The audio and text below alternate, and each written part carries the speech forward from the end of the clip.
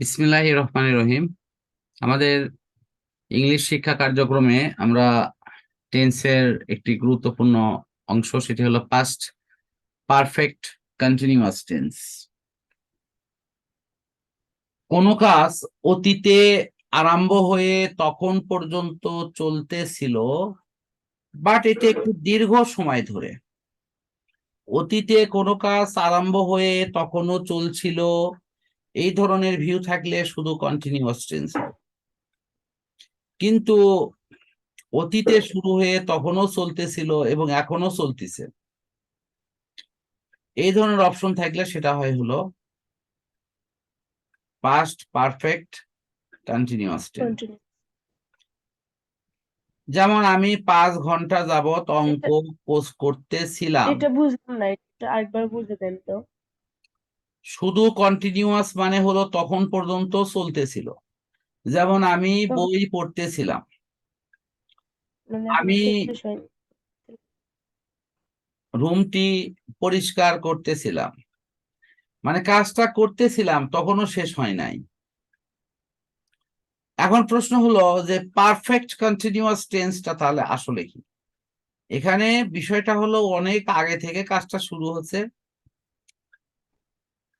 এবং সেটি তখন পর্যন্ত চলমান ছিল। যেমন 2 বছর ধরে একাধারে তার সাথে যোগাযোগের চেষ্টা করে যাচ্ছি, অর্থাৎ তিনি যে চেষ্টা করেছেন সেটা 2 বছর ধরে তিনি করতেইছেনি। জি, ক্লিয়ার? এইরকম হ্যাঁ দীর্ঘ স্যার। সময় ধরে কাজটা হচ্ছে, এই ধরনের ক্ষেত্রে হলে পাস্ট পারফেক্ট কন্টিনিউয়াস। কন্টিনিউয়াস। তো আগের মতোই প্রথমে সাবজেক্ট, তারপরে মূল ভার্বের মানে পাস্ট টেন্স অনুসারে হ্যাভ বিন বা হ্যাজ বিন,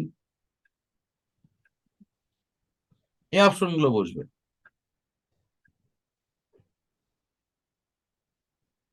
এখন আমাকে বলো, এই পাস্ট পারফেক্ট টেন্স চেনার উপায় কি কি বলতে পারবা?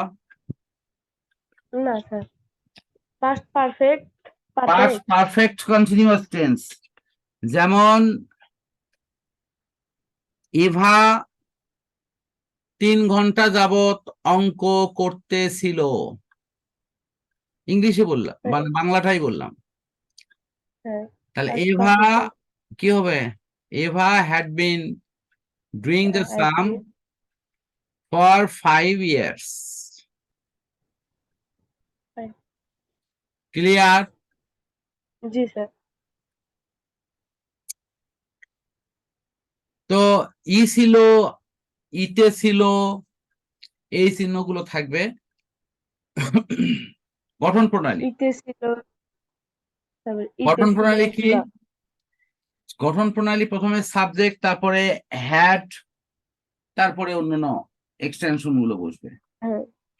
সাধারণত নির্দিষ্ট সময় বুঝাইলে ফর, আর কিছু সময় বেপিয়ে বুঝাইলে সিন্স বসাইতে হয়। এবং আমাদের এই বিষয়গুলো আমাদের সুনির্দিষ্ট করে কিন্তু এখানে দেখাতে হবে।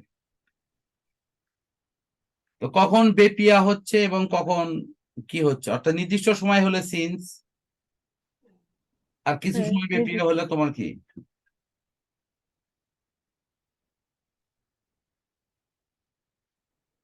যেমন দেখো, তাহাকে দেখিয়াছিলাম, সে পড়তেছিল। এখানে আসলে কিন্তু এই যে বাক্যগুলো, এগুলো সবই তোমার পাস্ট কন্টিনিউয়াস টেন্স।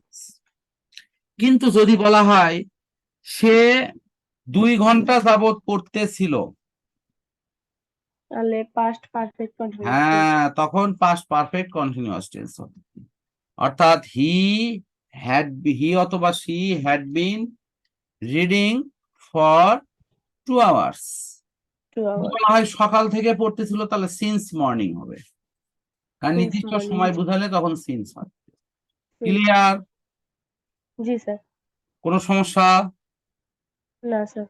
এখন যদি এই টেন্সের বাক্যকে আগের মতোই যদি তুমি কি করো, এই বাক্যকে যদি ইন্টারোগেটিভ সেন্টেন্স করতে চাও, Negative. তাহলে সাবজেক্টের পূর্বে হ্যাড বসাতে হবে। কি বসাতে হবে? Subject. Had. হ্যাড বসাতে হবে, কারণ সাহায্যকার ভাব শুরুতে বসে দিলেই হয়ে যাবে। এটা হ্যাঁ। খুব ভালো করে মনে রাখো, 8টা টেন্সের মধ্যে মাত্র 2টা টেন্সের ক্ষেত্রে এই পরিবর্তনের ব্যাপারটা মাথা থেকে ফেলে ফেলবে। একটা হচ্ছে ঠিক পারফেক্ট আছে? ইন্ডিপেন্ডেন্ট, হ্যাঁ, পাস্ট ইন্ডিপেন্ডেন্ট। তাহলে আমাদের এই পরিবর্তনটা আনলেই হয়ে যাবে। হ্যাঁ। এখানে কিন্তু দেওয়া আছে, দেখছো, he had been reading it before I saw him. হ্যাঁ, বুঝছি। এই যে এক্সারসাইজ গুলো Negative. করবো, শিক্ষক আসিবার পূর্বে বালকগণ চিৎকার করতেছিল, এরকম। এই নোটটা আমাকে দিয়ে নি, নোটটা আমার কাছে নাই। আচ্ছা ঠিক আছে, আমি ইনশাল্লাহ হোয়াটসঅ্যাপে দেবো। আর তোমার অফলাইনে নোট দেওয়ার ব্যবস্থা করবো নি, তোমার সাক্ষাতে তোমার সাথে এই ব্যাপার নিয়ে কথা বলবো নি, ইনশাল্লাহ। আচ্ছা স্যার, আচ্ছা। তাহলে এখন তোমার এই পড়ার মধ্যে আর কোনো সমস্যা আছে কিনা? না স্যার, নাই। আচ্ছা, ভাব টু বি, ভাব টু হ্যাভ, এটা কি তোমার হয়েছে? না, হয়নি। কবে হবে? পরীক্ষাটা শেষ করে ওগুলা পড়বো। ওকে, সে ধরনের প্রিপারেশন রাখো, প্রিপারেশন রাখলে ইনশাল্লাহ সম্ভব। তো তাহলে আমার এখানে যদি কোনো প্রবলেম না থাকে, তাহলে আমরা এই মিটিংটা এখানে ক্লোজ করে দিচ্ছি। সমস্যা আছে কি? না স্যার, নাই। ঠিক আছে, থ্যাংক ইউ।